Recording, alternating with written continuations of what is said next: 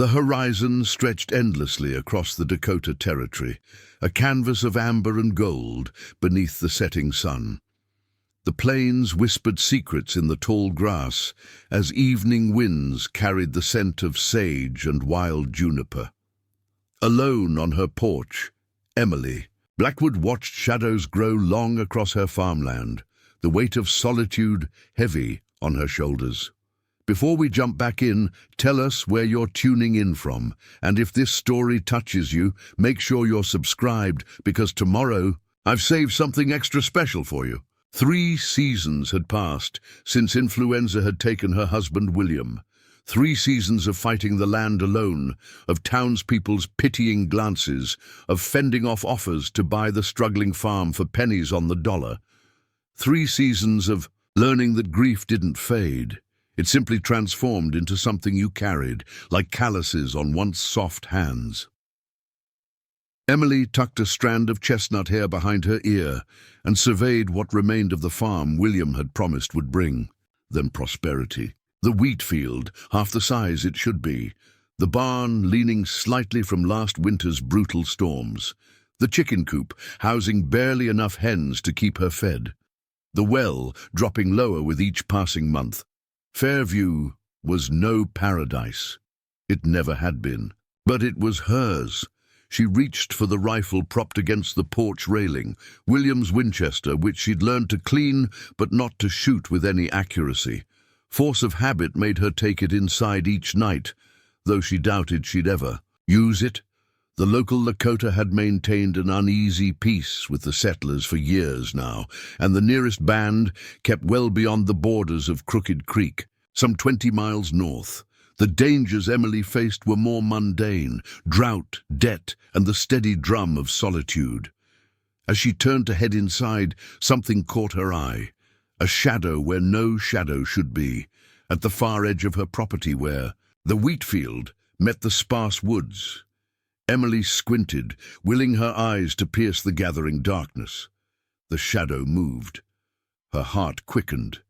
A deer, perhaps, or a wolf. She lifted the rifle instinctively, though it remained unloaded. Then the shadow collapsed, folding in on itself like a puppet with cut strings. Not an animal. A person. Emily hesitated. The nearest neighbor, old Mr. Parker, lived 3 miles east. The town of Fairview lay 5 miles south. No one had any business being on her land at this hour, and certainly not in that condition. Common sense told her to bar the door and wait until morning. Instead, she lit the oil lantern hanging by the door and stepped off the porch. The tall grass whipped against her skirts as she moved cautiously across the field, lantern held high. 30 yards out, she saw him clearly, a man sprawled on his side, one arm curled protectively across his body. As she drew closer, her steps slowed. The man wore buckskin leggings and a fringed shirt dark with blood. His black hair, braided with small tokens of bone and wood, spilled across the earth. A knife in an ornate sheath remained strapped to his waist, though he made no move to reach for it. His breathing came in shallow gasps. Lakota.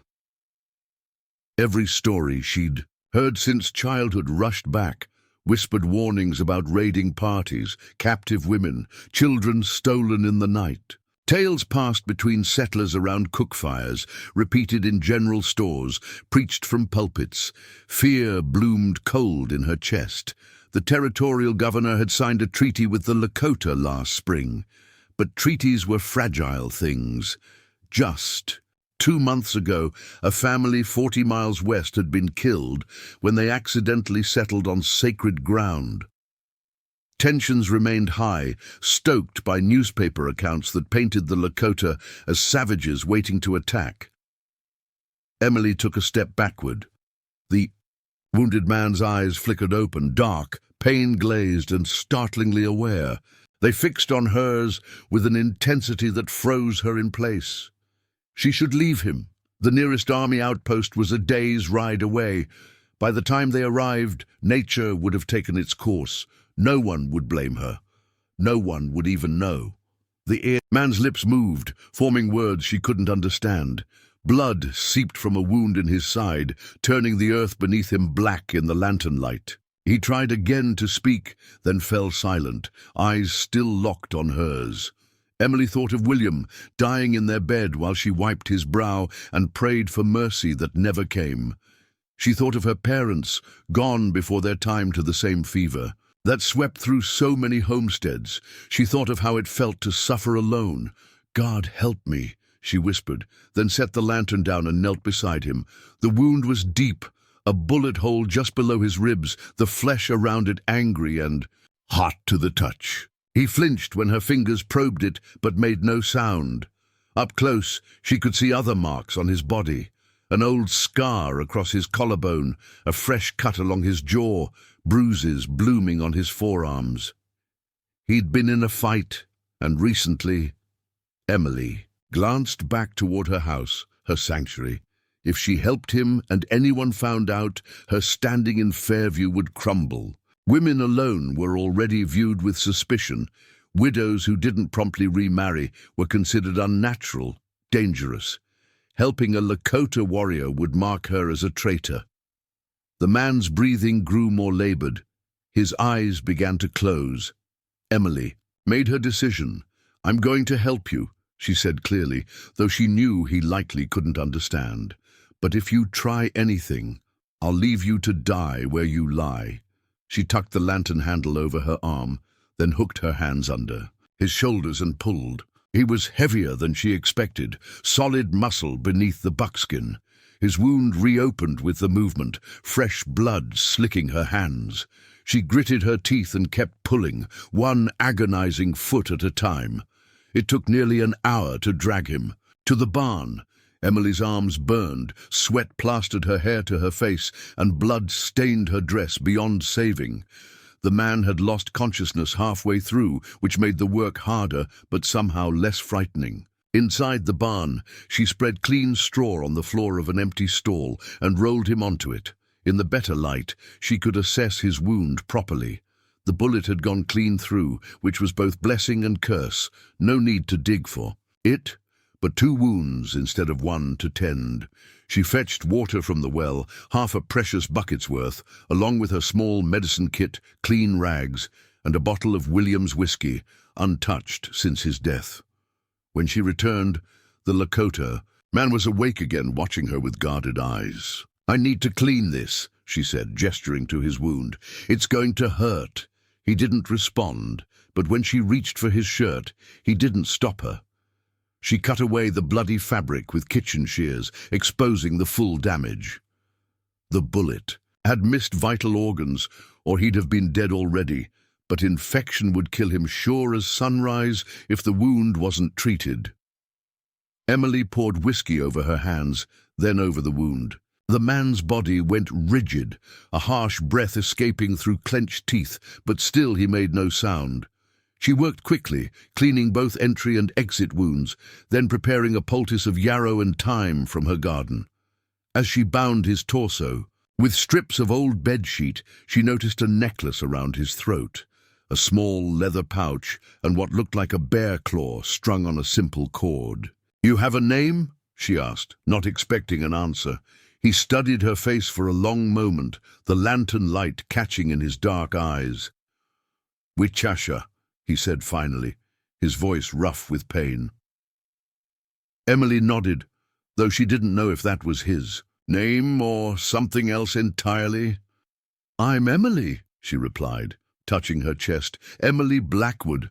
She finished bandaging his wounds, then brought him a cup of water from the well. He drank slowly, his eyes never leaving her face. When he finished, she took the cup and stood. "You can stay here tonight," she said, gesturing to the stall. "Just stay here, understand?" Whether he comprehended her words or just her tone, he gave a slight nod. Emily hesitated, then left him the lantern. She backed out of the barn, latched the door from the outside and hurried to the house, suddenly aware of how vulnerable she was. Inside, she barred the door, then scrubbed the blood from her hands until they were raw. Her mind raced with the consequences of what she'd done. If the sheriff found out, if the townspeople learned she was harboring a Lakota, especially with tension so high, They might run her off her land. They might do worse. Sleep eluded her. Emily sat up, cleaning her rifle, loading it for the first time since William died, though her hands shook so badly she doubted she could hit anything she aimed at. Every creak of the house settling made her jump. Every rustle of wind through. The trees sounded like approaching riders. Dawn found her red-eyed and exhausted, the rifle across her lap. She peered through the window toward the barn, half expecting to find it empty, the Lakota man gone like a fever dream. But the barn stood quiet, undisturbed. Emily dressed quickly and tied her hair back, tucking a small knife into her boot, a final, desperate measure if things went wrong. She unbarred the door and stepped outside, rifle in hand. The morning air was cool, dew sparkling on the grass. Birds called from the trees, and somewhere in the distance a fox barked. Everything looked so normal, so peaceful, she could almost believe she'd imagined the previous night's events. The barn latch remained as she'd left it. Emily took a deep breath, then slid it open and stepped inside, rifle ready. Wichasha sat exactly where she'd left him, his back against the stall wall, legs crossed beneath him. The lantern had burned out, but morning light filtered through the barn slats, illuminating him in strips of gold. Blood had seeped through. The bandages, but less than she'd feared. His dark eyes tracked her movement. "You're still here," she said, unable to keep the surprise from her voice.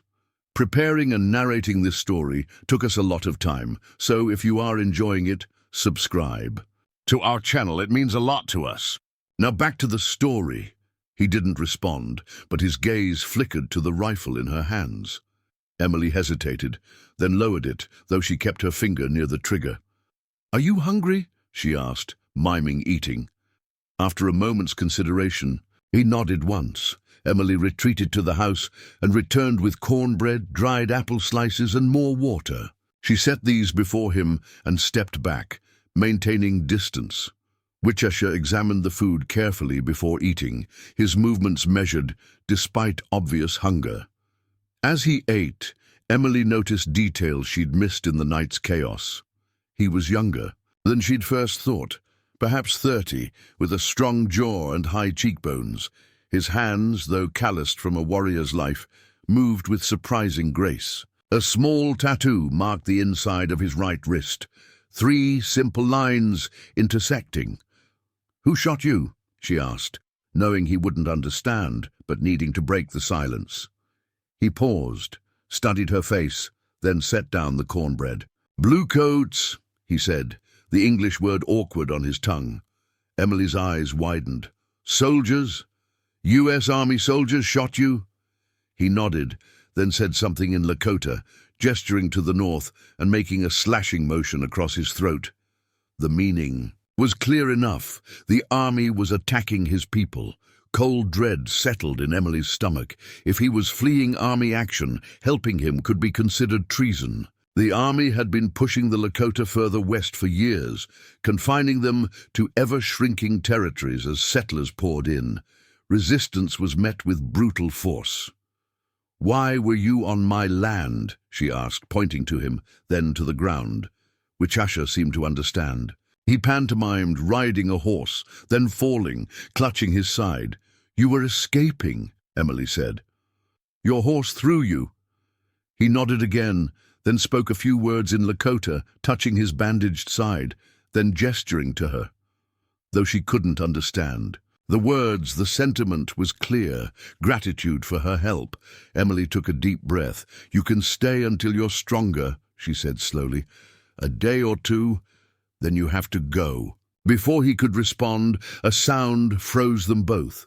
Hoofbeats approaching fast. Emily's heart leapt to her throat. She rushed to the barn door and peered out. Dust rose from the road leading to her farm, kicked up by at least half a dozen riders. "Someone's coming!" she hissed, turning back to Wichasha. "You need to hide." The Lakota warrior was already on his feet, moving with surprising steadiness despite his wound.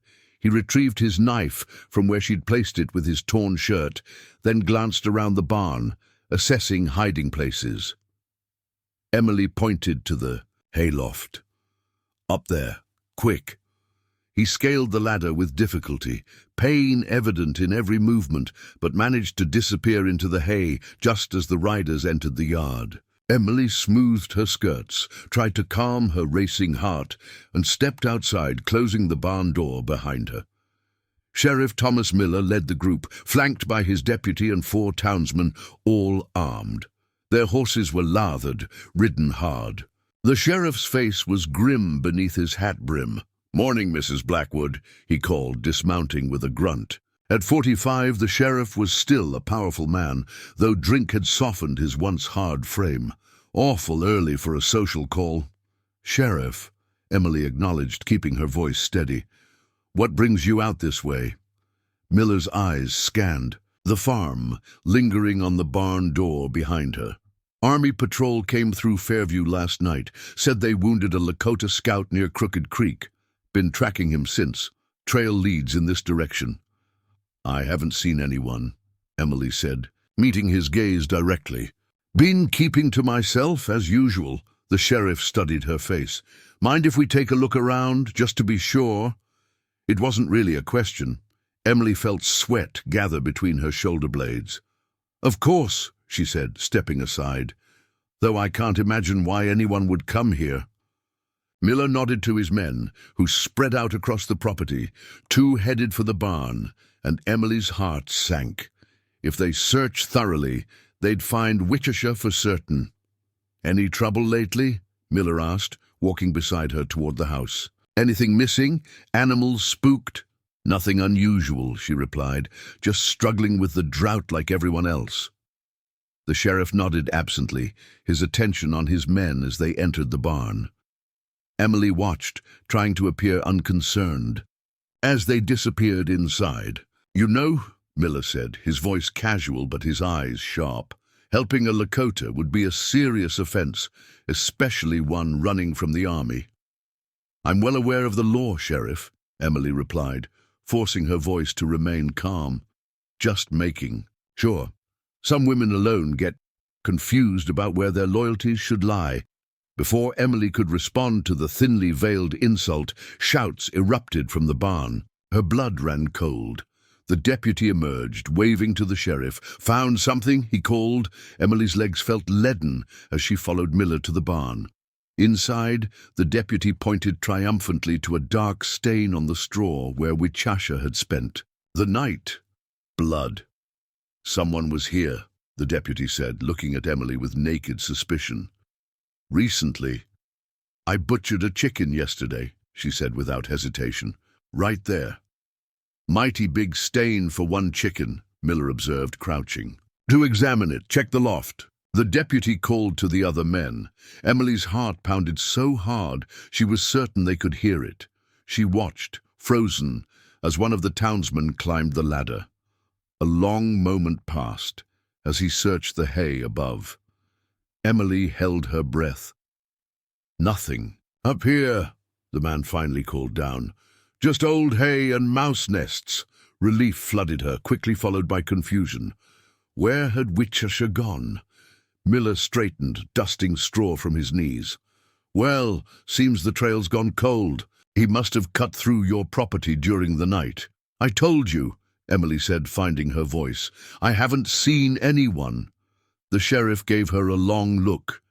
"If you do, you send a word immediately. These aren't peaceful times, Mrs. Blackwood. The Lakota are getting desperate, and desperate men do desperate things." "I can take care of myself," she replied, more sharply than intended.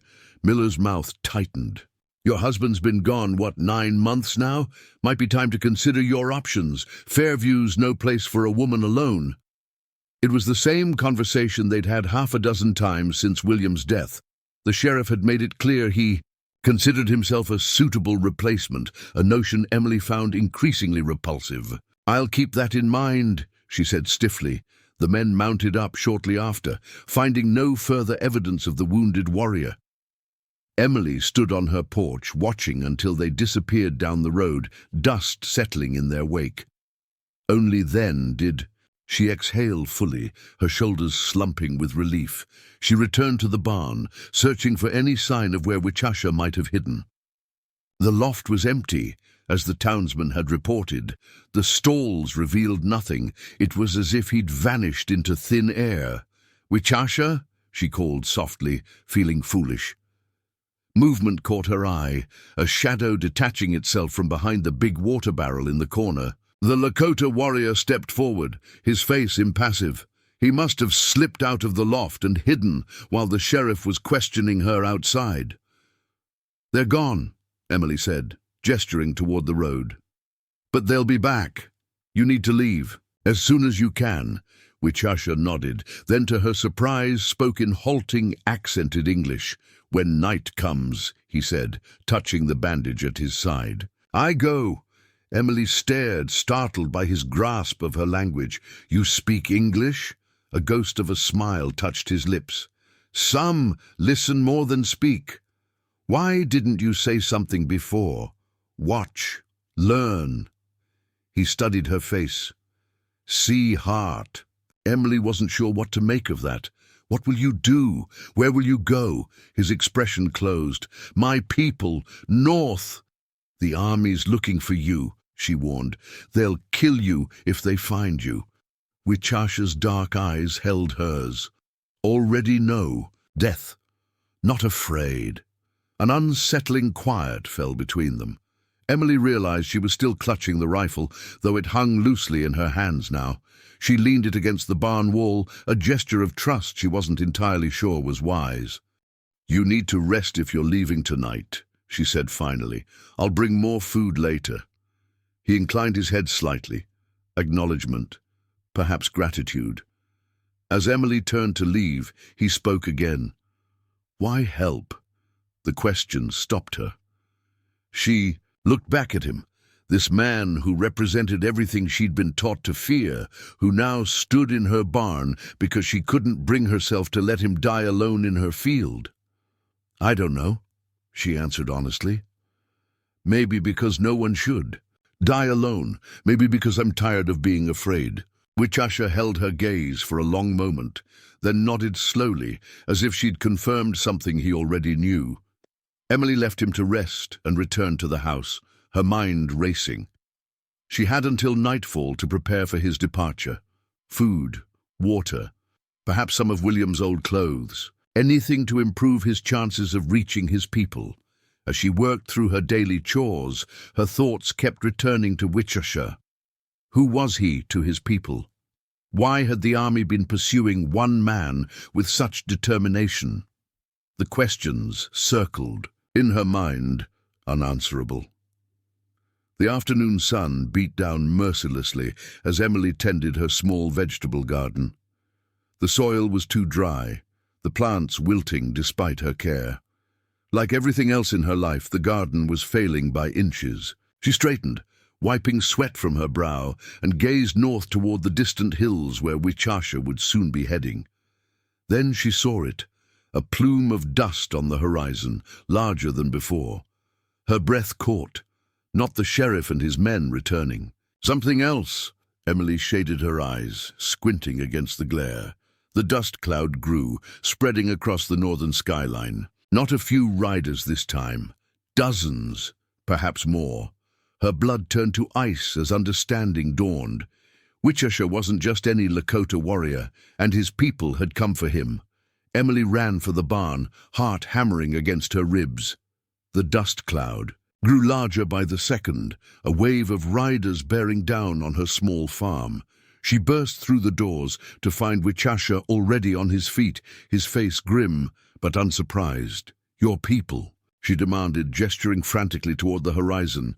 He moved past her to the barn door, studying the approaching riders with narrowed eyes. After a moment he nodded. "Wikasa Itankan comes," he said. "The chief, my father." Emily's knees nearly buckled. "Your father is their chief?" Wichasha turned to her, his expression solemn. "I am Setan Mani, walking hawk, son of Chief Grey Thunder." The implications crashed over Emily like ice water. She hadn't helped just any Lakota warrior. She'd saved the son of a powerful chief, a man the U.S. Army had tried to kill. She'd inserted herself into a conflict far beyond anything she could handle. "What will they do?" she whispered. Wichasha Ketanmani considered her question. Depends on what they find. What does that mean? Instead of answering, he reached for the bear claw necklace around his throat and removed it carefully. He held it out to her, the polished claw gleaming in the barn's dim light. Take, he said. Emily hesitated, then accepted it, the leather cord warm from his skin. Why?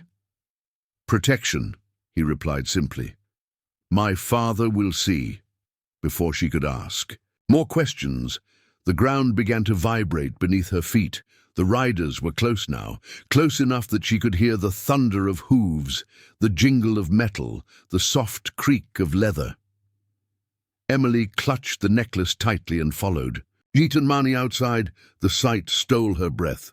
At least 50 Lakota warriors approached in tight formation, their faces painted with red and black stripes, feathers adorning their hair, weapons glinting in the afternoon sun. They rode with fluid grace, as if horse and rider were a single being. At their head rode an older man on a paint stallion, distinguished by the elaborate headdress that trailed down his back. Chief Grey Thunder, Ketanmani's father. Emily stood frozen on her porch as they surrounded the farm, warriors positioning themselves at every possible exit. Some had rifles, others carried bows or lances. All wore expressions of stern determination. No one spoke. No one shouted threats. They simply waited, a living wall of silent judgment. Ketanmani walked forward without hesitation, head high despite his injury. The chief dismounted and approached his son. For a moment, they stood facing each other, unmoving. Then the chief placed a hand on Ketanmani's shoulder, examining him with careful scrutiny, lingering on the bandaged wound at his side. Words passed between them in Lakota, too quick for Emily to catch even if she'd understood the language. Then, as one, they turned to look at her. Emily wanted to run. She wanted to hide. Instead, she straightened her spine and met their gaze, William's bear claw necklace visible in her hand. Chief Grey Thunder approached slowly, his face weathered by sun, and time, eyes dark and penetrating beneath heavy brows. He stopped a few feet from her porch, assessing her with the calm calculation of a man who had faced many enemies, and outlived them all. You helped my son, he said in clear, measured English. Emily swallowed hard. I did. Why? The same question Ketanmani had asked. Emily glanced at the younger man, who watched her with unreadable eyes. Because he needed help, she answered simply. Because it was the right thing to do. The chief studied her face for what felt like an eternity, searching for deceit, for hidden motives. Emily forced herself to meet his gaze steadily, though fear coursed through her veins. Finally he nodded once. My son says you gave water when he was dying, shelter when bluecoats hunted, truth when danger came. Emily wasn't sure what to say, so she remained silent. These things, the chief continued, are not forgotten by my people. He raised his arm and spoke sharply in Lakota. To Emily's astonishment, the warriors began to dismount. Some led their horses to water. Others removed packs from their saddles. All followed the chief's command without question. What's happening? She asked, turning to Ketanmani. We stay, he replied, until I am strong, until you are safe. Safe? From what? The chief answered instead, his voice grave. Bluecoats follow. They know my son lives. They know he comes here. Soon they come too. Cold dread settled in Emily's stomach. The army is coming here? To my farm? Yes, Ketanmani confirmed. They want me, dead or alive. Why? Emily demanded. What did you do? Father and son exchanged a glance. It was the chief who answered. My son was meeting with army leaders. Peace talks. His mouth twisted on the words. Ambush instead. Many of our warriors killed. Ketanmani escaped to warn our people. The betrayal was so stark, so calculatedly cruel, that Emily felt ill. I don't understand. Why would they do that? Gold, Ketanmani said simply, found in our sacred hills. Treaty says hills are ours. Army wants treaty broken, and killing peace delegates would give them an excuse, Emily finished, understanding dawning. They could claim the Lakota broke the peace first, the chief nodded, a flicker of respect in his eyes at her quick grasp of the situation. You understand white man's politics well. I understand greed, she replied grimly. But this is madness. They can't just... She stopped, realizing how naive she sounded. Of course they could. They had. History was filled with broken promises, violated treaties, convenient massacres. You should leave, she said finally. All of you. If the army comes here and finds you, we stay, the chief interrupted firmly. My son lives because of you. Now you live because of us. It wasn't a request, and Emily knew better than to argue. She looked around at the warriors making camp on her land, their presence both terrifying and strangely reassuring. They moved with practiced efficiency, setting up in defensive positions, posting sentries at the farm's perimeter. What do we do now? She asked. Sitan Mani glanced at the sun, now beginning its descent toward the western horizon. We wait and prepare. As evening approached, Emily found herself in the surreal position of hosting a Lakota war party on her modest farm. The warriors kept respectful distance from her house, establishing their camp primarily around the barn and outer fields. They brought their own provisions and water, taking nothing without permission. Chief Grey Thunder instructed several young men to repair her broken fences and shore up the barn's leaning wall, tasks Emily had been struggling with for months. Others dug defensive positions around the property, using fallen logs and stones to create makeshift barriers. It was clear they were preparing for battle. Emily watched from her porch, torn between gratitude and terror. If Sheriff Miller returned, if word reached the town about who was on her land, her life in Fairview would be over. At best, she'd be driven out. At worst, she'd face charges of treason. You are worried, a voice said beside her. Emily started. She hadn't heard of the Sitan Mani approach. He moved silently despite his injury, a shadow among shadows in the gathering dusk. Wouldn't you be? She replied. Your people are preparing for war on my farm. Not war, he corrected. Defense. I'm not sure the army will appreciate the distinction. A hint of a smile touched his lips. True. He leaned against the porch railing, favoring his wounded side. You could still leave. Take a horse. Go to town, the officer surprised her, and tell them what? That I'm harboring 50 Lakota warriors? Tell them you were forced, taken prisoner. He shrugged. They would believe. Emily considered it. It was a way out, perhaps the only one available to her now. She could claim she had no choice, that she'd been compelled to help at knife point. Sheriff Miller would believe her. The town would welcome her back with sympathy instead of suspicion. She looked at Sitan Mani, at the careful way he held himself to minimize pain, at the quiet dignity in his bearing despite his circumstances. She thought of the army's betrayal, of the chief's gratitude, of the strange twist of fate that had brought them all to her doorstep. No, she said finally. I made my choice when I helped you. I won't run from it now. He studied her face in the fading light. Brave woman. Foolish woman, she corrected.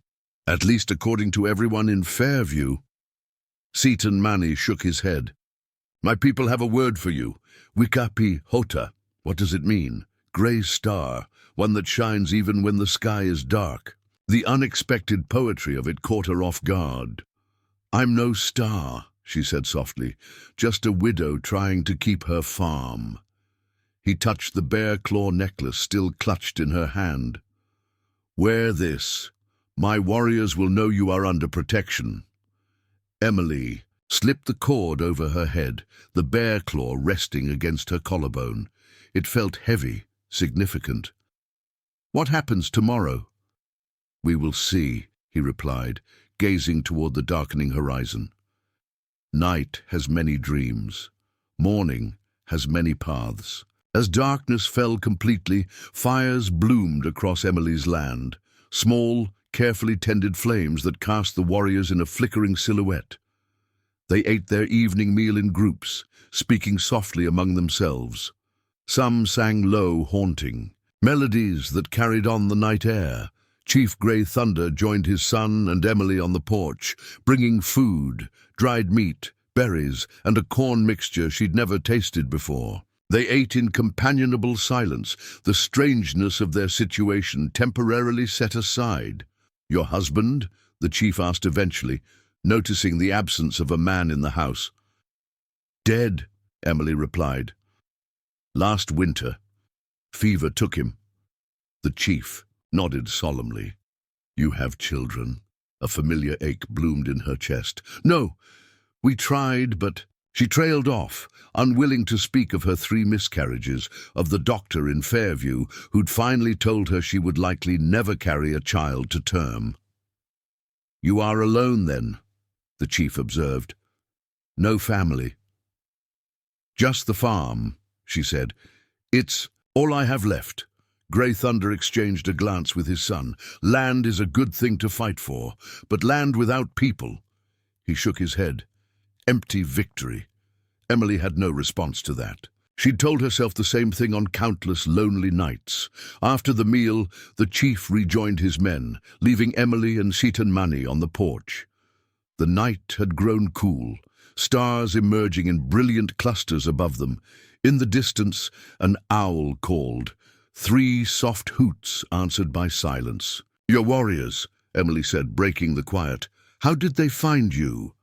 Seton Mani pointed to the horizon. "Signal fires. My father kept watch since I left for peace talks. When I did not return, he knew. And he came looking for you. A chief does not abandon his son," he said simply. "A tribe does not forget its own." The concept seemed foreign and familiar all at once. Emily had been so long alone that she'd forgotten what it meant to be part of something larger, to know that others would come for you if you were lost, would fight for you if you were threatened. "What will you do?" she asked. "After this is over, if we survive." Seton Mani's expression grew distant. "Continue fighting, for our land, for our way. Even though they keep breaking treaties? Even though they have more guns, more men?" "What choice?" he asked, his voice low but intense. "Surrender. Let them take sacred hills, hunting grounds, burial places of ancestors. Let my people starve on reservation land that grows no food." Emily had no answer. She'd heard the arguments before. Progress. It couldn't be stopped. Civilization must spread. The Indians must adapt or perish. Simple proclamations from people who'd never lost everything. "I'm sorry," she said finally, knowing how inadequate the words were. "For what? You did not break treaties. You did not shoot my brothers. No, but my people did. Are doing." She looked out at the warriors camped on her land. "And tomorrow they may come to kill us both."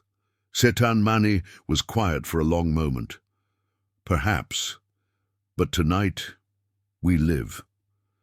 He stood, wincing slightly at the pull on his wounded side. "You should sleep."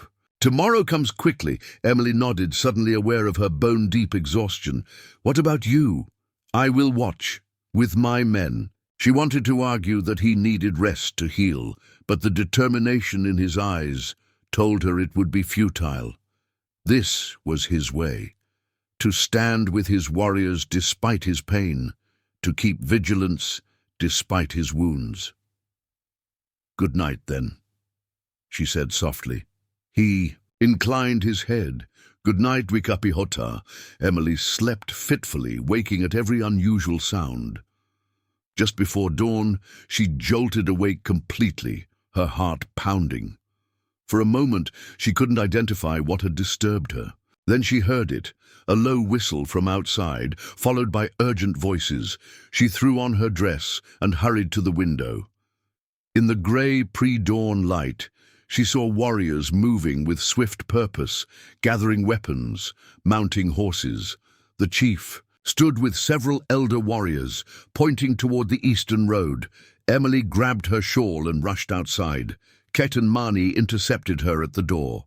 "Scouts see dust," he said without preamble. "Many riders are coming. Bluecoats." Fear clutched at her throat. "How many?" 24, maybe more. With a wagon, cannon perhaps, a military detachment with artillery. Far more than would be sent to capture a single escaped warrior. This was a force meant to deliver a message, a brutal one. "What do we do?" she asked, fighting to keep her voice steady. Ketan Mani's face was resolute. "You go inside. Bar doors. Stay away from windows. And you? We fight. Draw them away from the farm if possible. They'll kill you," she said, sudden desperation in her voice. "All of you. You're outnumbered, and if they have a cannon—" "We know how to fight bluecoats," he replied calmly.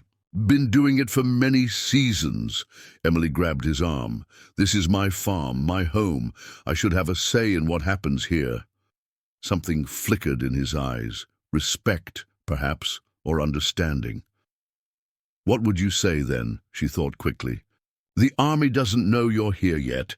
They're coming because they think you might be, or because someone reported seeing your warriors, but they don't know for certain. So we could surprise them, set a trap rather than meeting them head-on." Ketan Mani studied her face. "What kind of trap?" "Let me talk to them first," she said, the plan forming as she spoke. "I'll tell them I haven't seen any Lakota, that the sheriff already searched my farm yesterday. While they're focused on me, your warriors can position themselves around the property." He frowned. "Dangerous for you."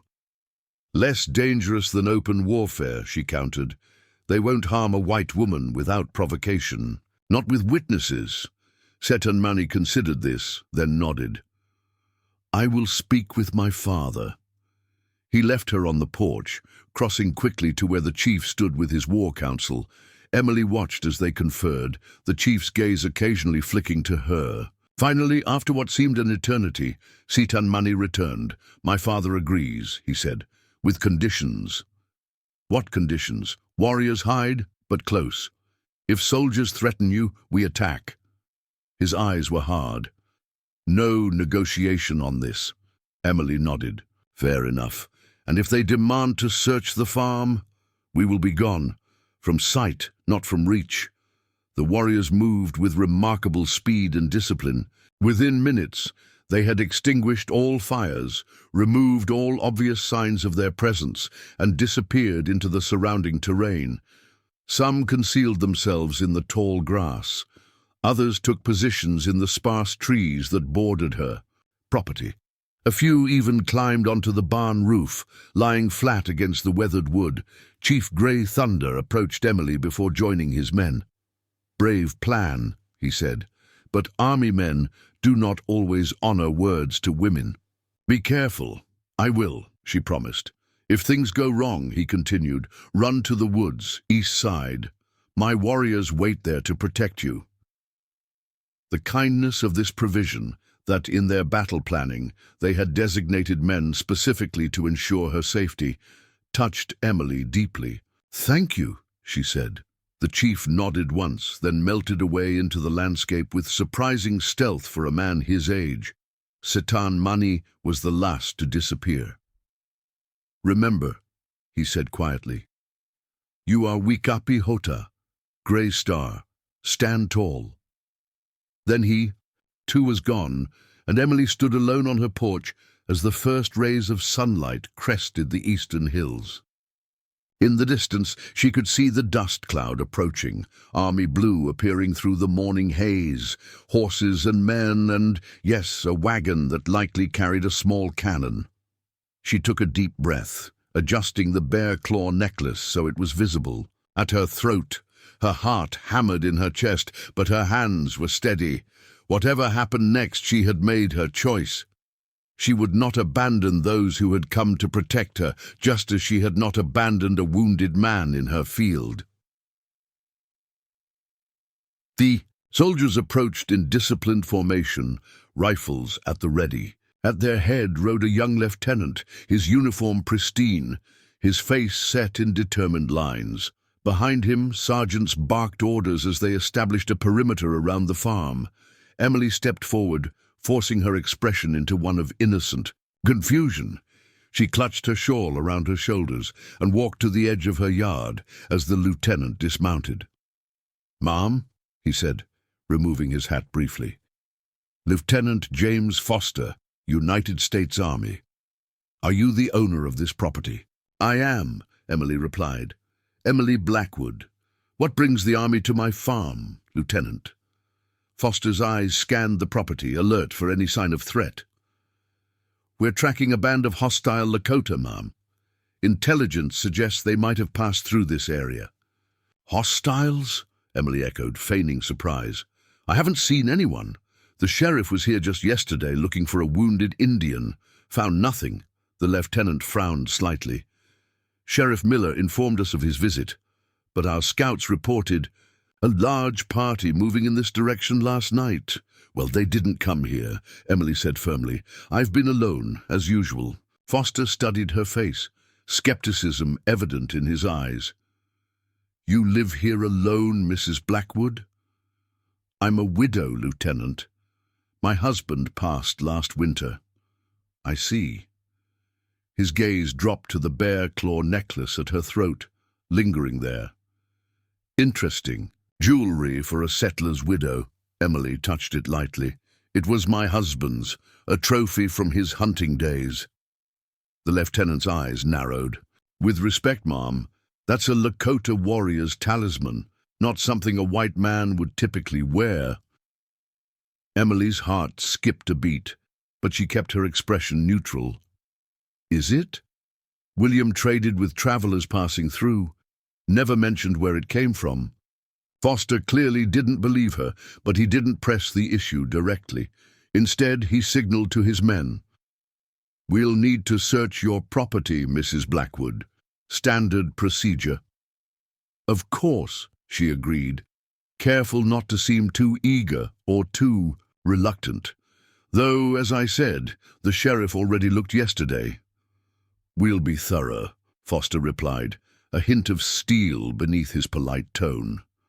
As soldiers began to spread out across her farm, Emily felt the weight of unseen eyes. The Lakota warriors were watching, waiting for any sign that she was in danger. She prayed the soldiers wouldn't do anything to trigger their intervention. Lieutenant Foster remained by her side as his men searched the barn, the house, the chicken coop, and the root cellar. So far, they'd found nothing to indicate the presence of 50 warriors. The Lakota had covered their tracks well. "You're very calm, Mrs. Blackwood," Foster observed. "Most women living alone would be terrified at the prospect of hostile Indians in the area." "I've learned to handle fear, Lieutenant," she replied evenly. "It's the only way to survive out here." "Indeed." He looked out across her fields toward the distant tree line. "You know, aiding enemies of the United States is a serious offense, punishable by imprisonment or worse." The threat was thinly veiled. Emily met his gaze directly. "I'm aware of the law, Lieutenant.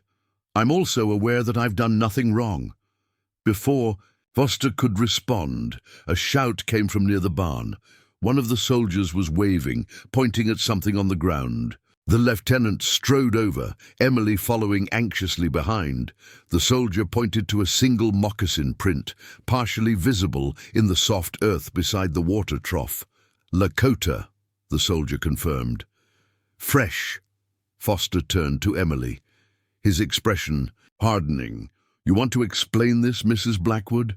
Emily's mind raced. "As I said, the sheriff was here yesterday looking for a wounded Indian. Perhaps it's from then."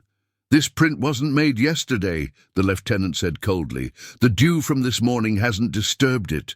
He drew his sidearm. "Where are they?"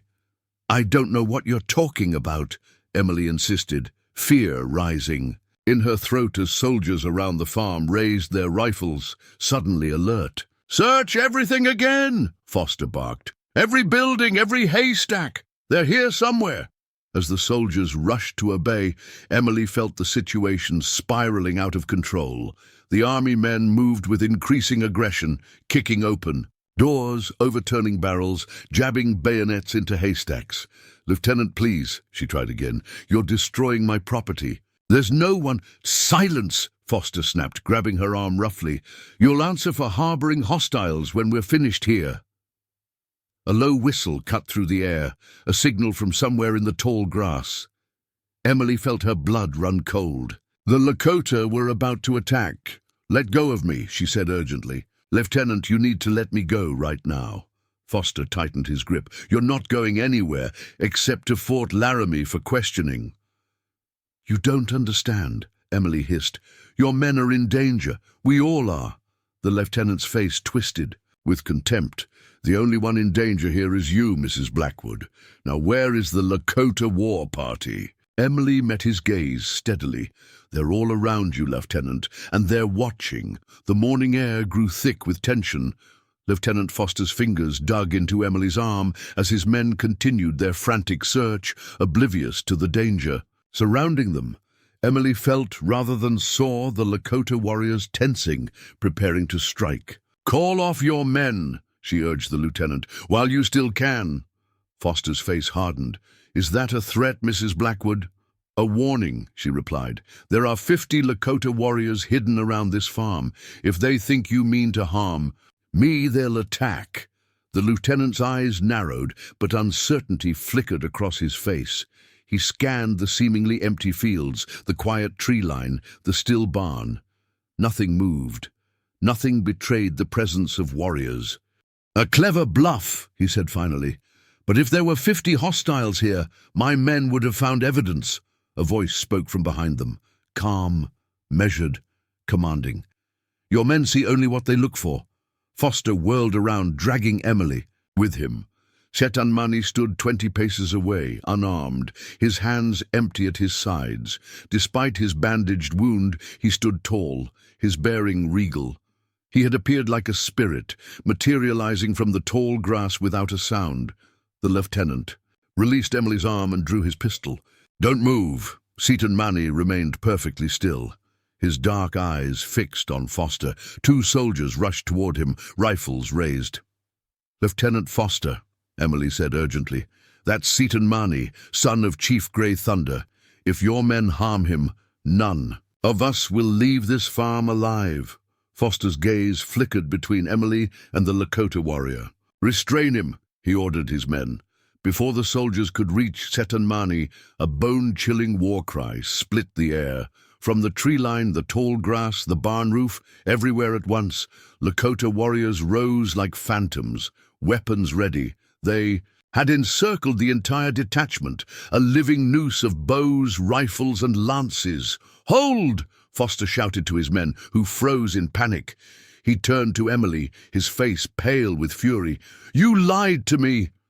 "I tried to warn you," she replied steadily. "Now please, for everyone's sake, lower your weapons." The lieutenant's jaw clenched. "The United States Army does not surrender to savages." "Then the United States Army dies today," came a new voice. Chief Grey Thunder emerged from behind the barn, magnificent in his ceremonial headdress. 10 warriors flanked him, rifles aimed at Foster's head. For a moment, no one moved. 24 soldiers stood surrounded by 50 Lakota warriors, both sides armed, both sides willing to kill. The scales had tipped so suddenly that the soldiers seemed unable to comprehend their situation. "You are trespassing on my land," Emily said into the silence, addressing Foster. "I asked you to leave. I warned you what would happen if you threatened." Me? Collaborating with hostiles is treason," the lieutenant spat. "And murdering peace delegates is honor?" Setanmani countered, taking a step forward. "You speak of laws while breaking treaties?" Foster's eyes widened with recognition. "You're the one who escaped the peace conference, the one who was shot." "Yes," Setanmani confirmed, "after your commander ordered his men to open fire on unarmed delegates." Some of the soldiers exchanged uneasy glances. This was clearly news. To them, lies, Foster declared, though with less conviction. "You attacked our men. We defended ourselves. Chief Grey Thunder approached, each step deliberate. My son went to speak of peace. 12 warriors went with him. Only my son returned with a bullet in his side. The chief's presence seemed to fill the yard, powerful, commanding respect, despite the army uniforms and guns opposing him. He stopped beside Seaton Mani, both men facing Foster with quiet dignity. "You have a choice, Bluecoat," the chief continued. "Leave now, with your men, or join your ancestors today." Foster looked around at the surrounding warriors, calculating odds, weighing options. His men were outnumbered 2-1, caught in the open, their positions exposed. "And if I choose to leave?" he asked finally. "Then you live," the chief said. "Simply, today. What guarantee do I have that your warriors won't attack as soon as my men lower their weapons?" "My word," Grey Thunder replied. Foster scoffed. "The word of an Indian?" Emily stepped forward. "And mine, Lieutenant. The word of a white woman, if that matters more to you." The lieutenant studied her with contempt. "Your word means nothing. You've already proven yourself a traitor." "I've proven myself human," she countered. "Something you might try." A tense silence followed. The sun climbed higher, beating down on the standoff. Sweat beaded on soldiers' foreheads. No one moved. Finally, Foster made his decision. "Lower your weapons," he ordered his men. Slowly, the soldiers obeyed reluctantly, lowering rifles, eyes darting nervously to the surrounding warriors. Lakota made no move to attack, maintaining their positions. "We're leaving," Foster announced. "But this isn't over, Mrs. Blackwood. The army will return in greater numbers. And you," he looked at Seaton Mani with undisguised hatred, "you will answer for the deaths of our men." "As will you," Seaton Mani replied evenly, "for the deaths of mine." Foster turned to his men. "Mount up. Maintain formation. No sudden movements." The soldiers backed toward their horses, keeping the Lakota warriors in view. They mounted awkwardly, tension evident in every line of their bodies. Foster was the last to mount, his eyes never leaving Emily. "You've chosen your side," he said, coldly. "Remember that when the consequences come." With that final threat, he wheeled his horse around and led his men down the road away from the farm. The Lakota warriors maintained their positions until the last soldier had disappeared from sight. Only then did Chief Grey Thunder lower his hand, a signal for his men to stand down. The tension broke like a fever, warriors lowering weapons, exchanging glances of grim satisfaction. Emily's knees gave way. She sank onto the porch steps, the full weight of what had just transpired crashing down on her. They had faced down the United States Army and survived. For now, Seaton Mani approached, concern evident in his eyes. "You are not hurt?" She shook her head. "No, just realizing what we've done." "What you have done," he corrected gently, "is to stand for truth." "The army will be back," she said. "Foster won't let this humiliation stand." "We know." He sat beside her on the steps, wincing slightly as the movement pulled at his wound. "But not today. Today, we have victory." Victory seemed too strong a word for their precarious situation. But Emily didn't argue. Instead, she watched as the Lakota warriors resumed their positions around the farm, preparing for a potential return of the soldiers. They moved with the coordination of men long accustomed to defending against superior numbers, establishing lookouts, securing positions, arranging signals. Chief Grey Thunder approached, his face solemn. "The Bluecoat speaks the truth about one thing. They will return." "How soon?" Emily asked. 2 days, maybe 3. The chief gazed toward the horizon. "Time to send for more men, bigger guns." "What will you do?" Grey Thunder exchanged a glance. "With his son. We will not leave you to face them alone. The simple declaration touched Emily deeply. These men owed her nothing beyond what they had already given. That they would risk themselves further for her protection seemed incomprehensible. By the standards of Fairview, where neighbors routinely abandoned each other at the first sign of trouble. "I can't ask you to die for my farm," she said quietly. "You did not ask," Setan Mani pointed out. "We choose." "But why? You've repaid any debt. You've done more than enough." The chief considered her question carefully. "Among my people, when someone saves a life, they become responsible for that life, forever bound. Like family," Setan Mani added. Emily looked between them, these two proud men who had brought their entire band to protect a woman they barely knew. "And when someone saves your son's life, then they become daughter," the chief replied simply. The word hung in the air between them. Daughter, family, concepts Emily had almost forgotten in her years of isolation. "I don't know what to say," she admitted. "Say nothing," Grey Thunder advised. "Actions speak." He gestured to the bear claw necklace still at her throat. "You wear my son.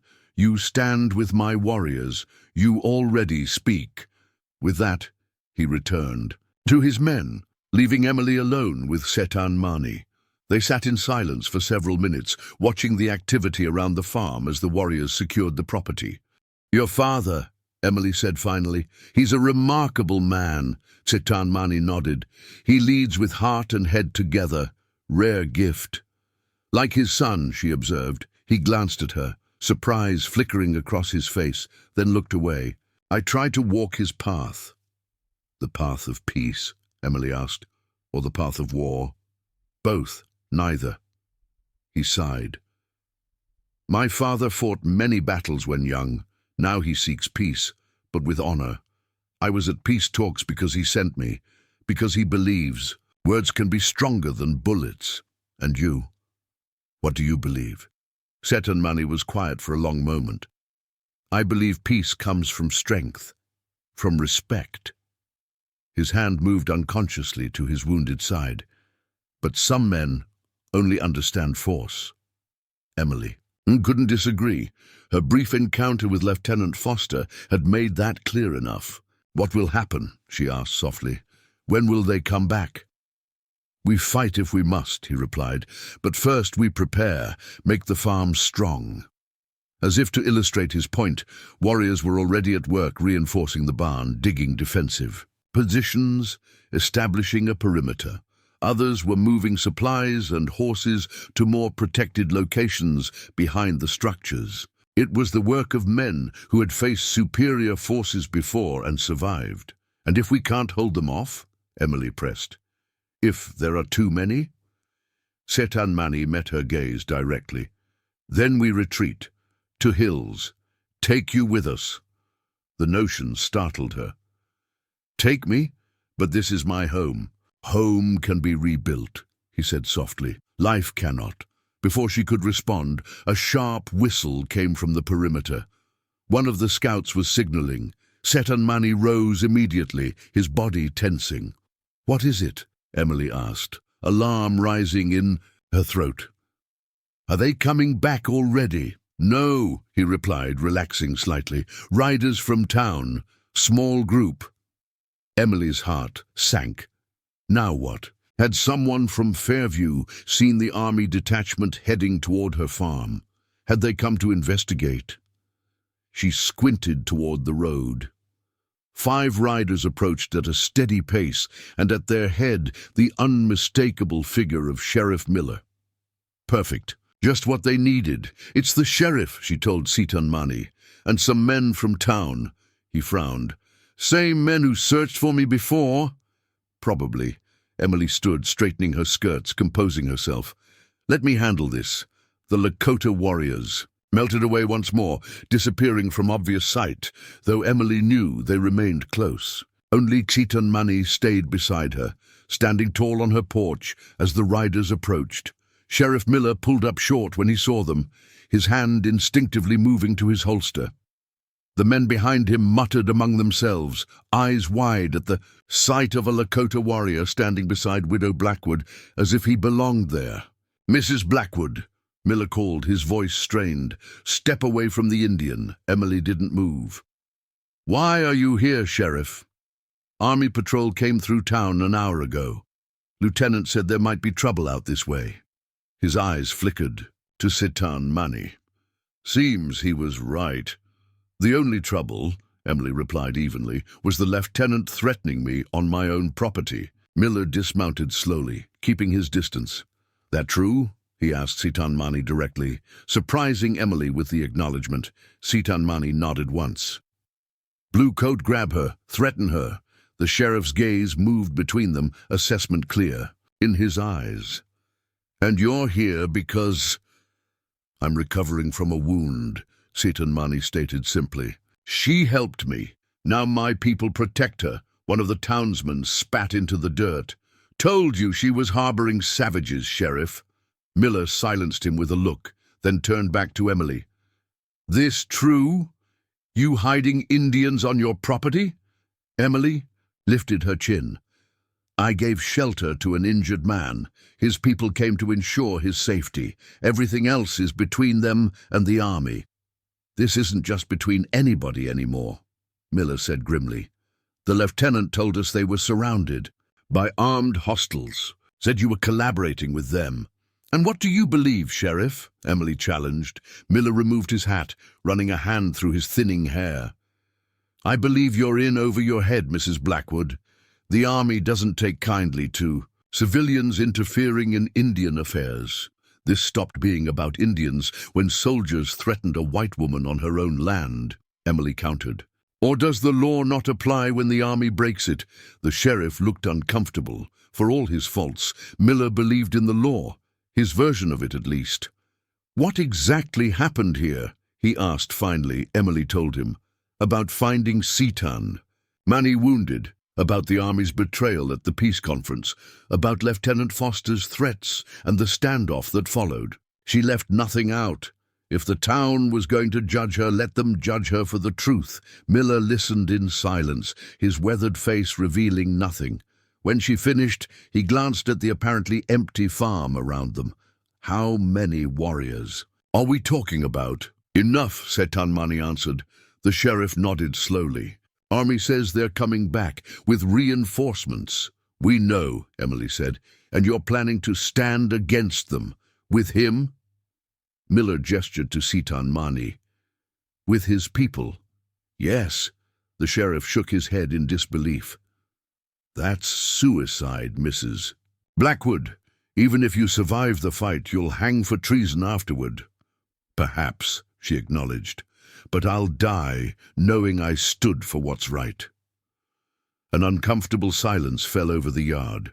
The townsmen exchanged glances, clearly disturbed by Emily's resolve. They had expected to find a woman coerced or confused, not one willingly defying the United States Army. "Sheriff," one of them said finally, "we should get back. Tell the mayor what's happening." Miller hesitated, studying Emily's face. For a moment, something like regret flashed in his eyes. "I always thought you were smarter than this, Hannah," he said quietly. "My name is Emily," she corrected him, "and intelligence has nothing to do with it. This is about conscience." The sheriff replaced his hat, resignation evident in his posture. "Conscience won't stop bullets." "Neither will cowardice," Sitan Mani observed. Miller's jaw tightened, but he didn't rise to the bait. Instead, he turned to his men. "We're leaving." As they mounted their horses, he looked back at Emily one last time. "The army won't be as easy to turn away next time. You've made your choice. I hope you can live with it." With that, they rode away, dust rising behind them as they returned to Fairview. Emily watched them go, a strange calm settling over her. Another bridge burned, another door closed behind her. Yet somehow she felt more certain, more resolved than ever before. "What will they do?" Sitan Mani asked, watching the retreating figures. "Exactly what the sheriff said. They'll tell everyone in town. By nightfall, all of Fairview will know I've sided with the Lakota against the army. You could still go with them, he reminded her. Return to your people. Emily looked at him, this man who had brought such chaos and clarity into her life. I think I'm exactly where I need to be. As the day wore on, the Lakota continued their preparations. Warriors dug rifle pits around the perimeter. Others reinforced the barn and house with logs and stones. Women from the tribe, who had been waiting at a safe distance, arrived to help with food and medical preparations. Emily worked alongside them, learning their methods, sharing her own knowledge of the land. They spoke little, communication happening through gestures and demonstrations, yet she felt a connection forming, respect building on both sides as they labored toward a common purpose. By afternoon, her farm had been transformed into a fortress. The peaceful homestead was now an armed camp, prepared to resist a military assault. The reality of it struck Emily anew as she paused to wipe sweat from her brow. This was no longer simply about helping an injured man or standing up to bullies. This was war, her small farm now the front line in the endless conflict between two worlds that could not seem to coexist. As the sun began its descent toward the western hills, Citan Mani found her sitting on a fallen log, staring at her transformed home. You have doubts, he observed, settling beside her. Not doubt, she replied. Just awareness of what's coming. He nodded, understanding in his eyes. Fear is natural before battle. Even the strongest warrior feels it. I'm not afraid of dying, Emily said softly. I'm afraid of failing, of all this being for nothing. Citan Mani was quiet for a moment. Nothing is for nothing, he said finally. Every stand matters, every voice counts. Even when it changes nothing, it changes everything, he insisted. Maybe not today, maybe not tomorrow, but truth lives on in stories told, in hearts touched. He touched the bear-claw necklace at her throat. In courage remembered. Emily looked into his eyes, seeing the same quiet resolve she'd noted when she first found him wounded in her field. Despite pain, despite overwhelming odds, he refused to surrender his dignity, his principles. Your people have a saying, he continued. The arc of the moral universe is long, but it bends toward justice. Surprised, Emily smiled. You know Martin Luther King? I read many books, he said simply. Learn the enemy's thoughts. Find wisdom where it grows. The sun sank lower, casting long shadows across the farm. Warriors moved through the golden light, making final preparations for the night. Sentries took up positions at strategic points. Fires were kept small and shielded to avoid betraying their positions. Emily and Citan Mani sat together as darkness fell, neither speaking for a long time. The weight of tomorrow hung between them, heavy with possibility and danger. Finally, Emily broke the silence. If we survive this, she said softly, what happens then? Citan Mani gazed toward the stars emerging above. Then we find a new path. Together. Together. The word echoed in Emily's heart, filled with promise and uncertainty in equal measure. Around them, the night deepened. Somewhere in the darkness, a wolf howled, a lonely sound that carried across the plains. An owl answered from the barn roof. The wind whispered through the tall grass. And on a small Dakota farm, two worlds prepared to stand as one against the coming storm. Dawn broke with unnatural silence.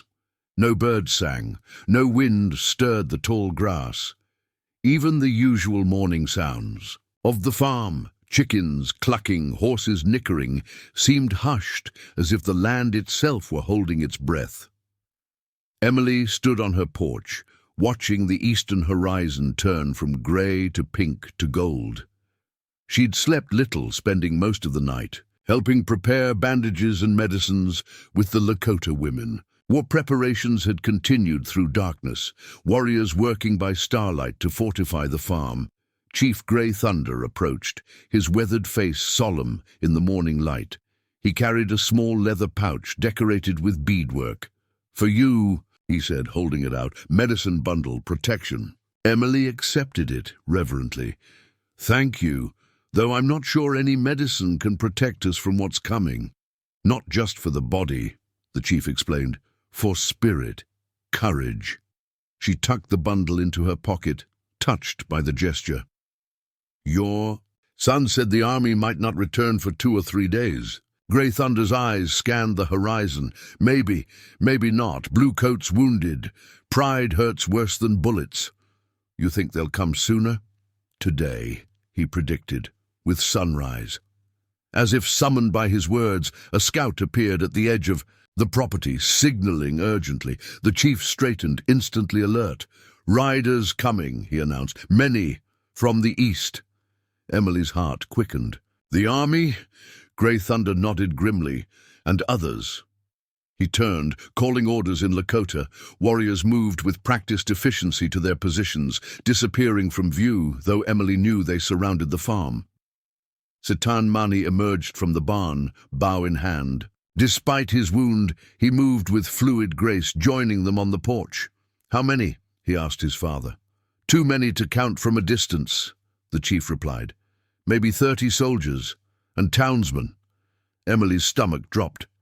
"Townsmen? From Fairview?" The chief nodded. "Sheriff brings them many guns." So Miller had rallied the town against her. Emily had expected the army's return, but the betrayal of her neighbors cut deeper than she'd anticipated. These were men she'd known for years, men who'd attended her husband's funeral, who tipped their hats to her in the general store. "Let me talk to them," she said suddenly, "before any fighting starts." Setan Mani frowned. "Too dangerous. More dangerous not to try," she countered. "These are my neighbors. Maybe I can make them understand." Chief Grey Thunder studied her face. "Words rarely change hearts filled with fear." "But sometimes they do," Emily insisted. "Please, if there's any chance to avoid bloodshed, I have to try." Father and son exchanged a glance. Finally, the chief nodded. "You may speak, but from here," he gestured to the porch. "Not closer." "Thank you," Emily said, relief washing through her. She turned to Setan Mani. "Will you stand with me?" Something flickered in his eyes. Surprise, perhaps, or respect. Always. They didn't have long to wait. Within minutes, the approaching force crested the rise east of the farm, a line of blue uniforms interspersed with civilian clothing. Emily counted at least 40 men total, more than anticipated. Lieutenant Foster rode at the front, alongside Sheriff Miller. Behind them came a wagon bearing what Emily recognized with dread as a small mountain howitzer. The force halted just beyond rifle range. Foster and Miller continued forward alone, stopping about 30 yards from the house. "Mrs. Blackwood," Foster called, his voice carrying across the morning stillness. "This is your final opportunity to surrender yourself to lawful authority." Emily stepped to the edge of the porch, Setan Mani, a silent presence beside her. "I've broken no law, Lieutenant. This is my property, and you're trespassing. You're harboring hostiles and obstructing military operations," Foster countered. "That's treason, punishable by hanging." Sheriff Miller removed his hat. "Emily, please, think about what you're doing. These men aren't your friends. They'll use you and leave you to face the consequences." "Like the town has used me," she replied, evenly, "taking my eggs and milk at half price because I'm a widow, offering to buy my land for pennies when times got hard. At least the Lakota have been honest about their intentions." Miller's face flushed. "That's not fair."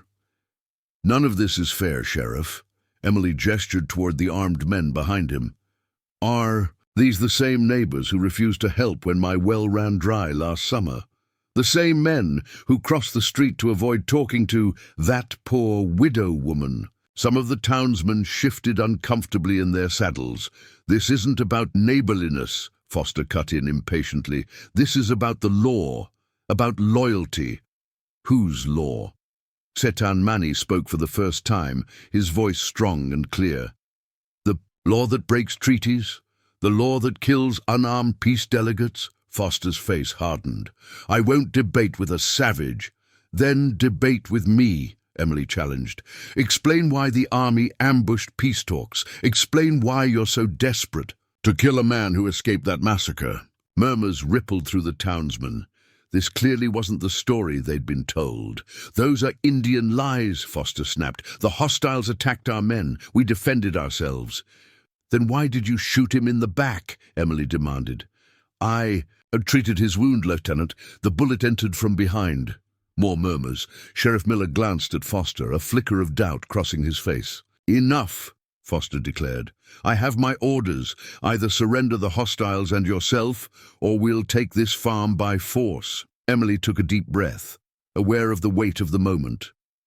I won't surrender innocent people to a man who ambushes peace delegates, and I won't leave my home. Foster's jaw tightened. Then their blood is on your hands. He turned his horse, signaling to his men. Wait, called a new voice. Everyone turned to see an older man push forward from among the townsmen. Arthur Parker, Emily's nearest neighbor. He rode toward the house, ignoring Foster's order to stay back. Emily, he called, is what you're saying true about the peace talks? Yes, Mr. Parker, she replied. I've seen the wound. I've heard the story from multiple warriors. The army ambushed them during negotiations. Parker turned to address the other townsmen. We need to think about this, boys. If the army's breaking treaties and ambushing peace talks, what happens when they decide our land is next? What happens when our rights get in their way? Foster's face reddened. This is sedition. Return to your position. But Parker stood his ground. I've lived out here for 40 years, seen plenty of trouble between whites and Indians, but I've also seen who usually breaks faith first. He looked up at Emily. The widow's got grit, standing for what's right. Maybe we should listen. Several townsmen nodded, murmuring agreement. Others looked uncertain. The united front was fracturing. Miller rode forward to join Parker. Lieutenant, maybe we should verify these claims before proceeding. If there was an ambush, your duty is to assist the United States Army, not question it, Foster snapped. He turned to his soldiers. Prepare the howitzer, target the house. Emily's blood ran cold as soldiers rushed to position the small cannon. She'd seen what those weapons could do during demonstrations in town. A single shell could reduce her house to splinters. Setan Mani touched her arm. Inside, he urged. Now. She refused to move. If I go, they'll fire. If I stay, maybe some of them will think twice. From the tree line behind the house, a Lakota war cry rose, a signal. Warriors appeared on all sides of the farm, arrows nocked, rifles aimed. The soldiers swiveled in alarm, suddenly aware they were surrounded despite their superior numbers. Chief Grey Thunder rode forward to join Emily and his son, magnificent in his war regalia. You threaten a woman who saves life, he called to Foster. You break peace talks. You lie to your own people. He pointed to the townsmen. These men are not your enemy. We are not your enemy. Your pride is the enemy. Foster's face contorted. With rage. Fire the howitzer. Belay that order, came a commanding voice from the back of the formation. The soldiers froze. A path cleared as a new rider approached. An older man with silver hair and a colonel's insignia gleaming on his uniform. Colonel Harrison, Foster stammered. Sir, I didn't expect... Clearly, the colonel cut him off coldly. He surveyed the scene with experienced eyes. The Lakota warriors in defensive positions, Emily standing defiantly on her porch, the townsmen's divided loyalties. What exactly is happening here, Lieutenant? Foster straightened. Sir, we're apprehending traitors and hostiles as ordered. As ordered by whom? Harrison demanded. Because I issued no such order. Foster's confidence faltered. General Wesley, sir. He instructed us to neutralize the hostile who escaped from Thunder Creek. The colonel's expression darkened. Thunder Creek, the peace conference? Yes, sir. Harrison dismounted, approaching the standoff slowly. He stopped halfway between his men and Emily's porch. "Mrs. Blackwood, I presume," he called. Emily nodded cautiously. "I'm Colonel James Harrison, Fort Laramie Command. Would you and your—" He paused, searching for the right word. "Allies be willing to talk? Just talk." Emily glanced at Chief Grey Thunder, who considered the request with narrowed eyes. "Why should we trust you?" Cheaton Manny called.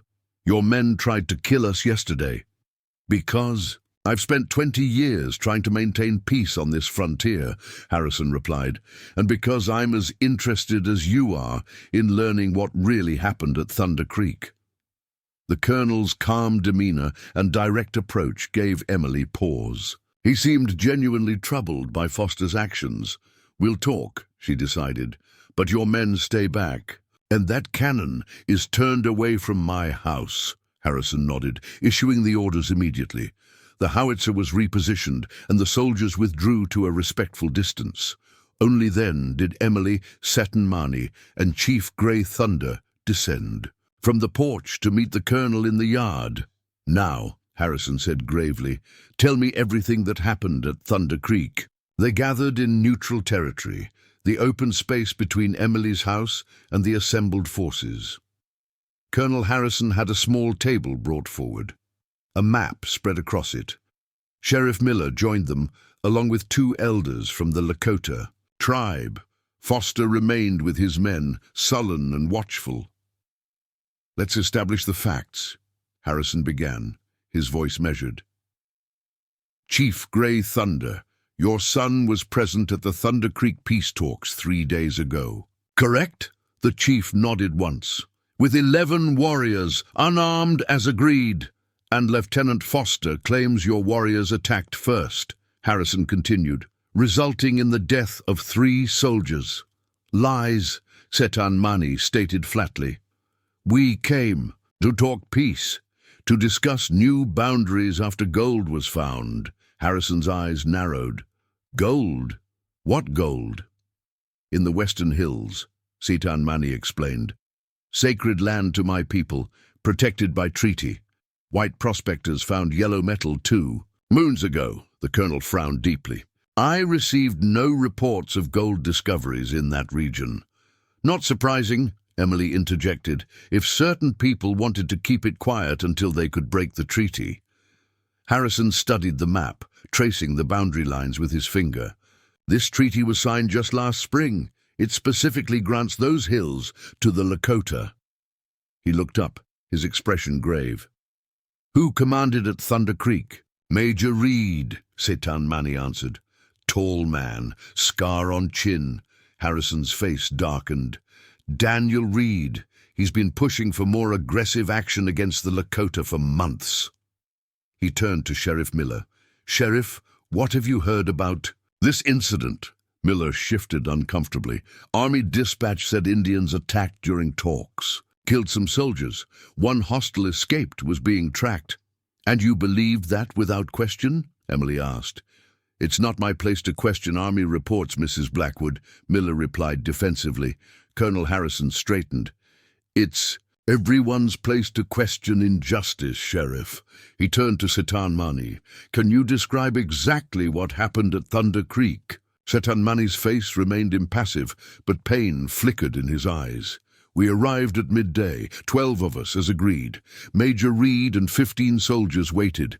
We sat in circle, talked of boundaries, of gold found by white men. Major Reed said, 'The treaty must be adjusted.' My father sent me to say no." "Then what happened?" Harrison pressed. "More soldiers appeared from trees, not part of the talk, hidden." Seton Mani's voice hardened. "Major Reed stood, made a signal. Soldiers raised. Rifles, started shooting, no warning, no cause." Chief Grey Thunder continued the story. "My son ran for horses, was shot. Still escaped to warn our people. Others died where they sat." A heavy silence fell over the group. Even Sheriff Miller looked disturbed. "If this is true," Harrison said slowly, "it constitutes a grave violation of diplomatic protocols and treaty obligations." "It is true," Emily affirmed. "I treated his wound myself. The bullet entered from behind. A man shot while fleeing, not attacking." Harrison turned to Lieutenant Foster, who had been listening with growing discomfort. "Lieutenant, were you at Thunder Creek?" Foster stiffened. "No, sir. I received orders afterward to track and apprehend the escaped hostile." "And you weren't curious why a peace delegate needed to be apprehended?" "It's not my place to question orders, sir." "It's precisely your place when those orders may violate basic human decency," Harrison countered sharply. "Did you know about the gold discovery?" Foster's silence was answer enough. Harrison's jaw tightened. "I'm relieving you of command, Lieutenant. Return to Fort Laramie and confine yourself to quarters pending investigation." "Sir, with all due respect—" "That's an order, Foster. Don't make me enforce it." The lieutenant's face flushed with humiliation, but he saluted stiffly and withdrew. Harrison turned back to the group. "Chief Grey Thunder, I give you my word as an officer that this incident will be fully investigated. Major Reed will answer for his actions if your account is verified, which I believe it will be." The chief regarded him with cautious respect. "Words are easy, Colonel. Action proves the truth." "You're right," Harrison acknowledged. "So let me take action now." He straightened, addressing both his soldiers and the townsmen. "By the authority vested in me as commander of Fort Laramie, I hereby affirm that the Treaty of 1868 remains in full effect. The Western Hills remain Lakota territory. Any prospectors or settlers found trespassing will be removed by the army, not protected by it." Murmurs rippled through the crowd. Some soldiers looked relieved, others confused. Among the townsmen, reactions were similarly mixed. Sheriff Miller stepped forward. "What about Mrs. Blackwood?" The lieutenant accused her of treason. "Helping an injured man is not treason," Harrison stated firmly. "Especially when that man was fleeing an illegal act of violence." He turned to Emily. "You showed courage and humanity, Mrs. Blackwood. The army owes you an apology, not a prosecution." Relief washed through Emily, though she kept her expression measured. "And what of the Lakota warriors currently protecting my farm? Will they be allowed to leave peacefully?" "Of course," Harrison replied. "They've committed no crime by defending one of their leaders. And you." Chief Grey Thunder studied the colonel intently. "Your words sound true, but blood has been spilled. Trust is broken." "I understand," Harrison said gravely. "Trust must be rebuilt. It will take time and consistent action." He hesitated, then continued. "As a gesture of good faith, I propose we renegotiate certain hunting rights along Thunder Creek. The current boundaries are too restrictive." The chief's eyebrows rose slightly, the first indication of surprise. He'd shown. "You would amend the treaty in our favor after this?" "Precisely because of this," Harrison replied.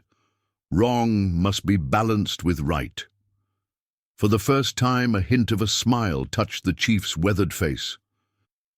"Perhaps there is wisdom among bluecoats after all." The tension that had gripped the farm for days began to ease, like ice thawing under spring sun. Harrison issued orders for his men to stand down completely. The howitzer was returned to its wagon. The soldiers withdrew to a respectful distance. No longer a threatening presence, but simply men awaiting orders. Many of the townsmen began to disperse as well, the appetite for confrontation gone. Some approached Emily cautiously, offering awkward apologies or simply nodding in acknowledgement before departing. Sheriff Miller lingered, clearly struggling with what to say. "I was wrong about you," he finally managed. "About all of this." Emily regarded him evenly. "Yes, you were." Miller twisted his hat in his hands. "For what it's worth, I'm glad it ended this way." "So am I, Sheriff." After he left, Emily returned to where Setan Mani stood with his father and Colonel Harrison, finalizing the details of their agreement. The Lakota warriors would withdraw by nightfall. Harrison would depart with his men immediately, taking Lieutenant Foster back to face discipline. Representatives from both sides would meet in 2 weeks' time to discuss the amended treaty terms. As the discussions concluded, Setan Mani translated the final points for his father. The chief nodded his approval, then surprised Emily by addressing her directly. "Wikahpihota," he said solemnly. "You stand tall when a storm comes. My people will remember." "Thank you," Emily replied, touched by his words. "Your people will always be welcome on my land." The chief inclined his head in acknowledgement, then turned to supervise the withdrawal of his warriors. Many had already begun preparing for departure, gathering their few belongings, tending to horses. Colonel Harrison approached Emily, his manner respectful. "Mrs. Blackwood, I must say, in 20 years on the frontier, I've rarely witnessed such courage, or such wisdom. Had you not stood your ground, this could have ended very differently." "It wasn't just me," she replied. "It was Setan Mani's courage, his father's integrity, and your willingness to listen." Harrison nodded thoughtfully. "The frontier needs more people willing to see beyond fear and prejudice." He glanced toward the departing townsman. "Perhaps this incident will cause some reflection in Fairview." "Perhaps," Emily agreed, though she doubted her relationship with the town would ever be the same. She had crossed a line that many would not forgive, regardless of the circumstances. As Harrison took his leave, Setan Mani rejoined Emily on the porch of her home. Together, they watched as the soldiers formed up and began their departure, the wagon rumbling down the road toward Fort Laramie, with Foster riding silently behind. "It is strange," Setan Mani observed, "how one small action can change so much." Emily touched the bear-claw necklace still hanging at her throat. "You mean my helping you? And my father is coming for me, and Harrison arriving when he did." He gazed across the farm, now returning to its peaceful state as warriors dismantled their defenses. Many threads woven together. "Do you really believe Harrison will honor his promises?" Emily asked. "About the treaty and the investigation?" Setan Mani considered this. "He seems a man of honor, but one man cannot change the river's course alone." He looked at her directly. "That is why bridges between our peoples matter. Why does what you did matters?" The sun had begun its westward descent, casting long shadows across the yard. The day's events had transformed more than just the immediate crisis. Something fundamental had shifted, in the balance of power, in understanding, in possibility. "What will you do now?" Emily asked, suddenly aware that their paths would soon diverge. Setan Mani's dark eyes held hers. "Return to my people. Tell our story. Help prepare for treaty talks." He paused. "And you?" She looked out at her farm, the mended fences, the reinforced barn, the fields that needed tending. "Continue living, I suppose. Try to rebuild what was damaged." A comfortable silence fell between them, filled with things unsaid, yet understood. Then Setan Mani reached into a small pouch at his waist and withdrew something that glinted in the afternoon light, a simple bracelet of polished stones and silver beads. "For you," he said, holding it out, "made while healing, to remember." Emily accepted it with care, the stones warm from being carried close to his body. "It's beautiful. Like courage," he replied simply, "like the truth." Their eyes met, an unspoken connection bridging the vast differences between their worlds. In another time, another place perhaps. But reality remained. He had his people, his responsibilities. She had her farm, her solitary life. Their paths had crossed for a brief, extraordinary moment, changing both forever, yet unable to truly merge. "I will return. The passage of time brings change, like seasons shifting across the plains. A month can transform a landscape, or a life." In the 4 weeks following the standoff, Emily's world altered in ways both subtle and profound. The physical changes to her farm were the most obvious. The reinforcements the Lakota warriors had built remained, making her homestead more secure than it had ever been. The barn no longer leaned. The chicken coop had been rebuilt stronger than before. The fences stood straight and sturdy, but the true transformations ran deeper. Her relationship with Fairview shifted irrevocably. Some townsfolk avoided her entirely, crossing the street when they saw her coming, whispering behind their hands as she passed. Others approached with newfound respect, offering fair prices for her eggs and vegetables for the first time since William's death. A few, those who had witnessed the standoff firsthand, even stopped by her farm occasionally, bringing small offerings, a sack of flour, a jar of preserves, a bundle of fabric. "Never thought I'd see the day when the army backed down," old Mr. Parker told her one afternoon as he delivered a repaired plough blade. "Made me think about a lot of things." "Like what?" Emily asked, pouring him a cup of coffee on her porch. He sipped thoughtfully. "Like maybe we've been wrong about the Indians, about a lot of things." He glanced at the bear claw necklace she still wore. "That was some brave thing you did, standing up for what's right." Emily smiled faintly.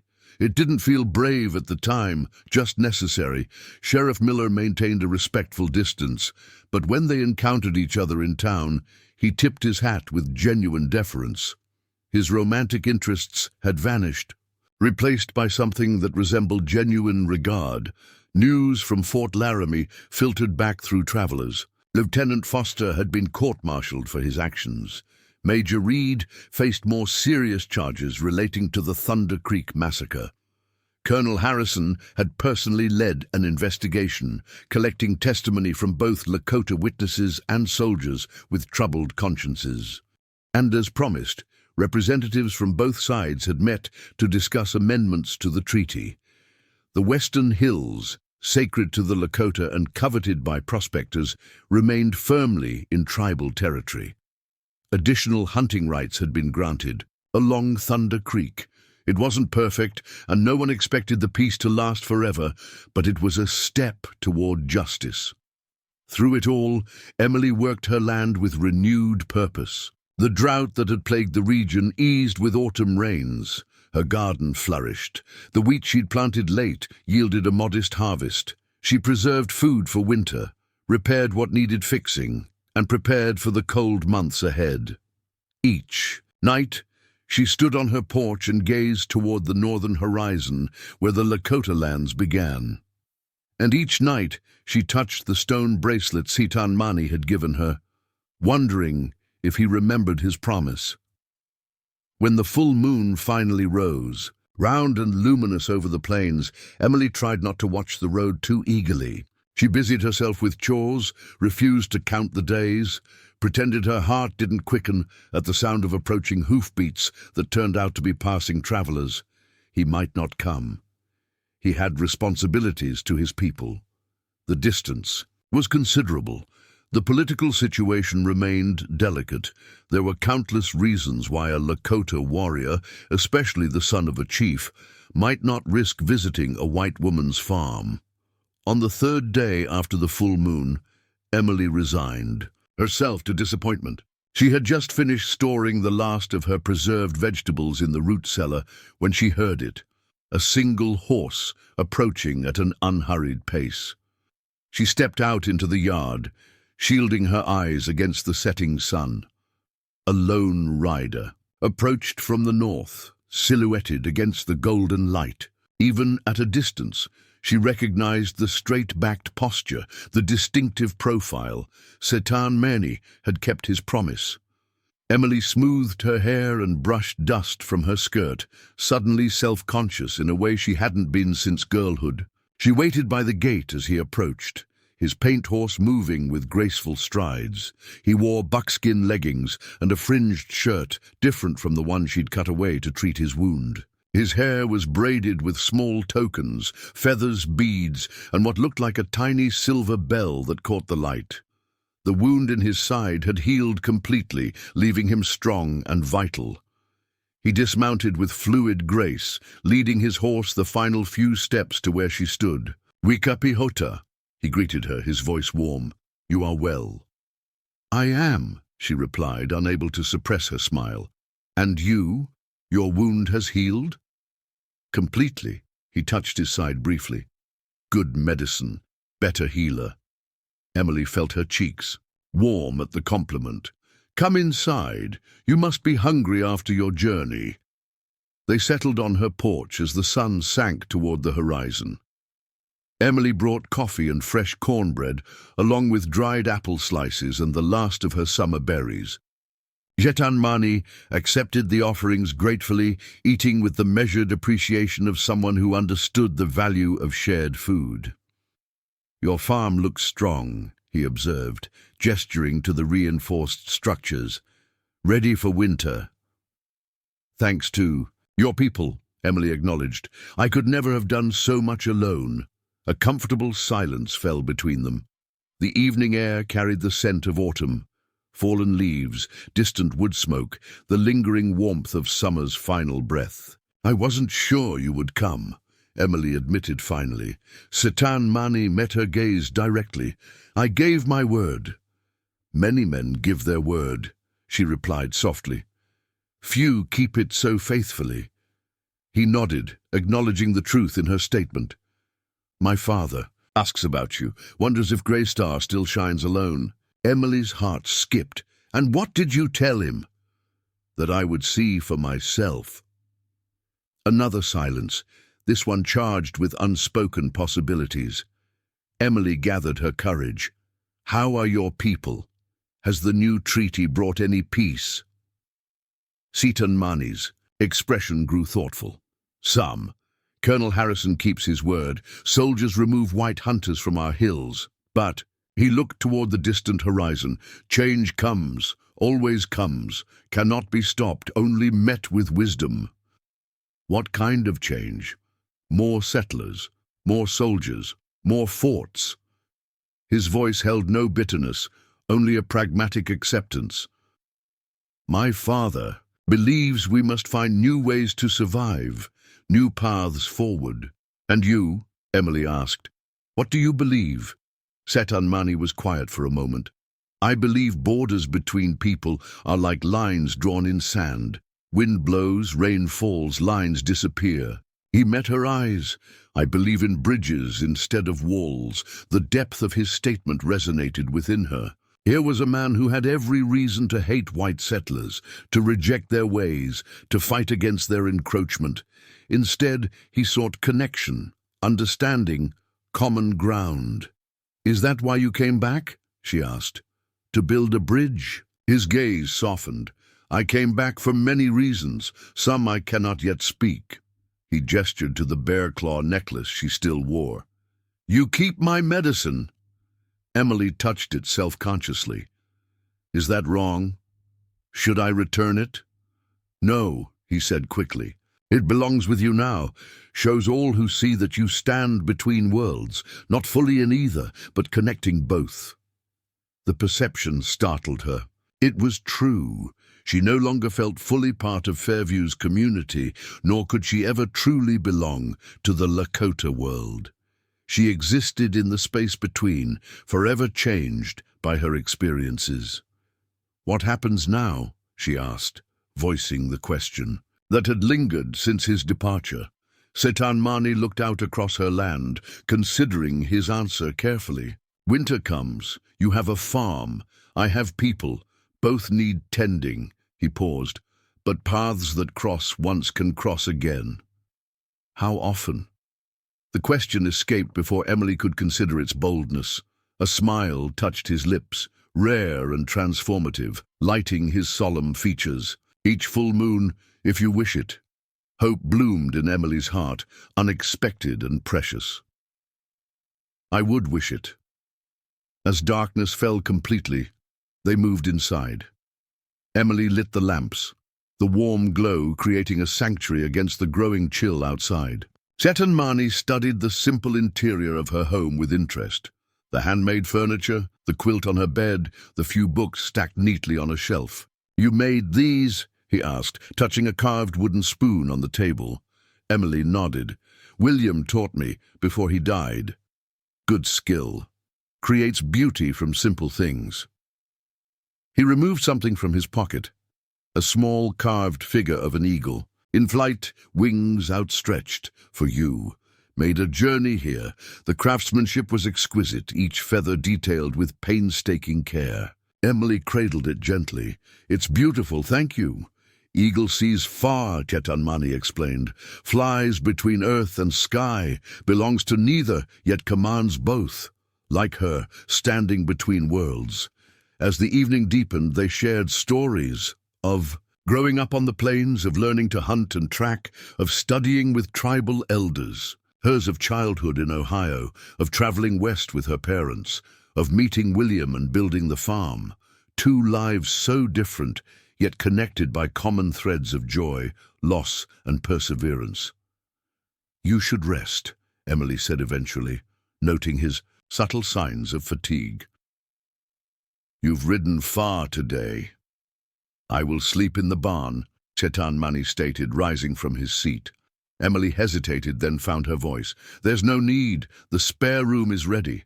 He regarded her with a thoughtful expression, understanding the significance of her offer. Not just shelter, but welcome. Acceptance. Trust. Thank you, he said simply. That night, as Emily lay in her bed listening to the quiet movements of her guest in the next room, she reflected on the extraordinary journey that had brought them to this moment. One impulsive act of compassion, giving water to a wounded man, had altered the course of her life completely. She had lost some things along the way. The town's unconditional acceptance, the simplicity of ignorance, the safety of conformity. But what she had gained seemed infinitely more valuable. Courage, purpose, connection. Morning arrived crisp and clear. Emily rose early to prepare breakfast, but found Chetanmani already outside, tending to his horse and making minor repairs to her corral fence. He moved with the easy competence of a man accustomed to maintaining what he valued. They ate together as the sun rose, sharing coffee and fresh eggs, speaking little but communicating much through comfortable silence and occasional glances. The approaching winter cast long shadows across the yard, but inside warmth prevailed. I must return today, Chetanmani said finally. My father expects me. Hunting parties prepare for winter. Emily nodded, hiding her disappointment beneath practical understanding. Of course, your people need you. He studied her face. But I will come again, when the moon grows full. I'll be here, she promised. As he prepared to depart, saddling his horse with practiced efficiency, Emily wrapped food for his journey: cornbread, dried meat, preserved fruit, small offerings that felt significant in their domesticity. Chetanmani accepted the provisions with genuine gratitude. You are generous, Wikapihota. Emily, she corrected gently. When we're alone, please call me Emily. He tested the name carefully, as if tasting an unfamiliar spice. Emily. Then, with the hint of a smile, it suits you. They walked together to the edge of her property. The morning sun bathed the plains in golden light, the distant hills shimmering like islands in a sea of grass. Chetanmani mounted his horse with fluid grace, settling into the saddle as naturally as breathing. Until the full moon, he said, not as a question but as a promise. Emily smiled up at him, certainty filling her heart. Until then, he turned his horse northward but paused, looking back at her one last time. Something passed between them, unspoken yet profoundly understood. Then he rode away, his figure gradually diminishing against the vast landscape. Emily watched until he disappeared from sight. The bear claw necklace warm against her skin, the stone bracelet a comforting weight on her wrist. She touched the carved eagle in her pocket, its wings forever caught in flight between worlds. The farm stretched around her, no longer just a piece of land to be worked, but a bridge between cultures, a meeting place of different worlds. Her home, transformed by courage and compassion into something far greater than she had ever imagined. Winter would come with its challenges. Spring would follow with renewal. The cycle would continue, as it always had. But now, Emily faced the turning seasons not with dread or resignation, but with quiet anticipation. She had given shelter to a wounded warrior and found her own wounds beginning to heal. She had risked everything for a stranger and discovered parts of herself long dormant. She had stood alone against impossible odds and learned she was never truly alone at all. As Emily turned back toward her house, purpose filled each step. There was work to be done, preparations to make, a life to build, and when the moon grew full again, there would be a visitor from the north, a man who moved between worlds as she now did, carrying hope like a flame against the darkness. Some might call it an unlikely friendship. Others might name it something deeper, something still taking root between two souls from different worlds.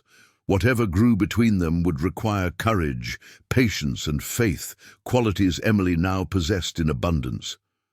She paused at her doorway, looking back toward the northern horizon one last time. The morning wind carried the scent of sage and wild juniper, a reminder of that first fateful evening, when she had found a wounded man in her field and made a choice that changed everything. Emily smiled and stepped inside, ready to face whatever came next. After all, the bravest journeys often begin with the simplest acts of compassion, and sometimes the most profound connections form in the spaces between worlds, where courage meets kindness, and strangers become something more. Up next, you've got two more standout stories right on your screen. If this one hits the mark, you won't want to pass these up. Just click and check them out. And don't forget to subscribe and turn on the notification bell so you don't miss any upload from us.